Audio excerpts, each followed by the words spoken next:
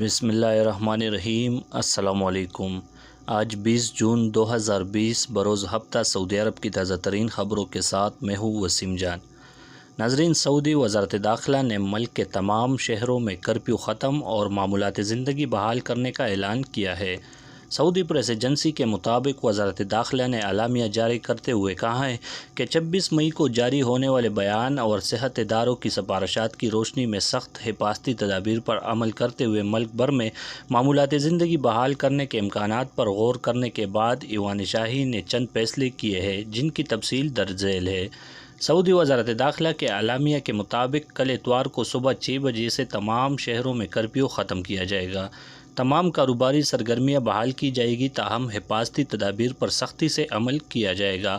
اعلامیہ کے مطابق عمرہ اور زیارت معطل رہیں گے۔ اس فیصلے پر وقفے وقفے سے نظر ثانی ہوتی رہے گی۔ انٹرنیشنل پروازیں معطل رہے گی۔ اسی طرح بری اور بحری حدود سے ملک سے باہر جانا یا باہر سے آنا ہدایت ثانی تک بند رہے گا۔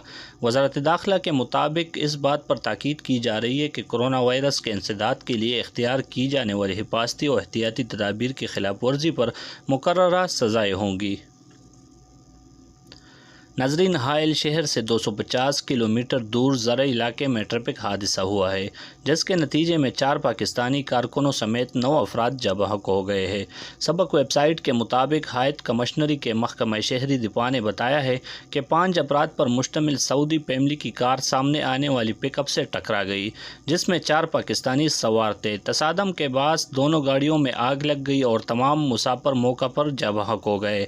حادثے کی اطلاع ملتے ہی شہری دفاع سمیت بلال احمر کی امدادی ٹیمیں موقع پر پہنچ گئی۔ جاں بحق ہونے والی سعودی فیملی کے رشتہ داروں نے بتایا کہ خاندان کا ایک 17 سالہ لڑکا گھر میں رہ گیا تھا۔ وہ لوگ حائل شہر میں رہتے تھے اور اپنے عزیز و اقارب کے پاس جا رہے تھے۔ ہلاک ہونے والوں میں پاکستانی کارکنوں کے علاوہ سعودی فیملی کی کار میں ایک شہری، ان کی اہلیہ، ان کی 2 لڑکیاں اور ایک لڑکا سوار تھے۔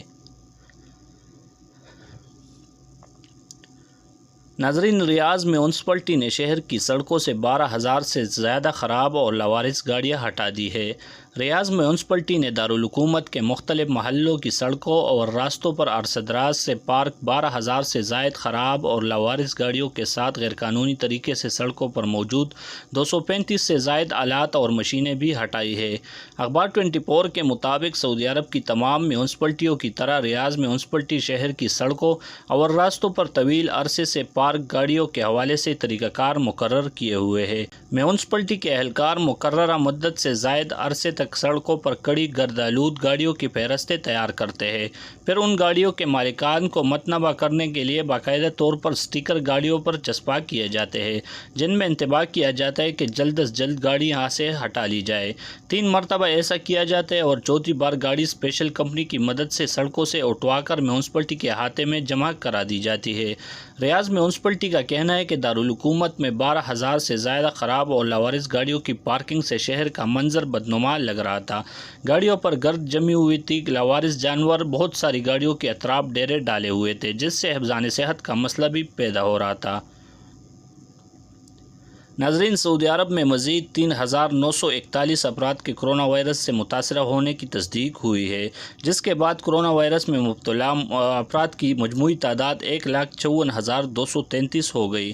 سعودی وزارت صحت کے مطابق گزشتہ 24 گھنٹوں کے دوران کورونا وائرس سے متاثرہ 3,153 افراد صحت یاب ہوئے، جس کے ساتھ ہی مجموعی طور پر اب تک اس مرض سے صحت یاب ہونے والوں کی تعداد 98,917 ہو گئی ہے۔ ناظرین، یہ تھی آج کی تازہ ترین خبریں۔ مزید خبروں کے لیے ہمارے چینل کو ضرور سبسکرائب کیجیے۔